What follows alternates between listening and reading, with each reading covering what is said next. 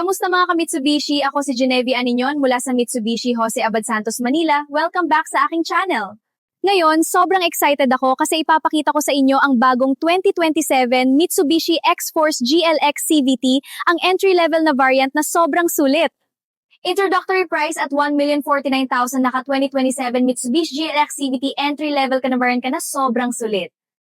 May 17-inch alloy wheels na may 2-say tires, solid pa rin ang dating. Compact crossover siya per ground clearance, kaya sa Makati ng Manila at Quezon City sa mga speed bumps at flood-prone areas, confident ka pa rin. Spacious ang interior para sa pamilya o negosyo. Comfortable seats, maraming legroom at headroom sa likod. May reverse camera at rear parking sensors pa rin, super helpful sa parking. May 6-speaker audio system, at syempre Apple CarPlay at Android Auto para madaling i-connect ang phone nyo. Sa ilalim ng hood, parehas pa rin ang makina ng higher variants. 1.5-liter 4-cylinder gasoline engine with Mivec at 141 Nm na torque. Paired sa smooth CVT transmission na may paddle shifters.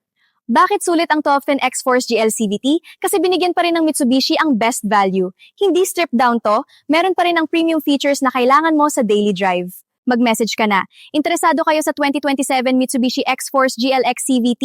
PM na kayo sa akin. Again, this is Genevieve Aniñon from Mitsubishi Abad Santos, Manila ng JCV Group.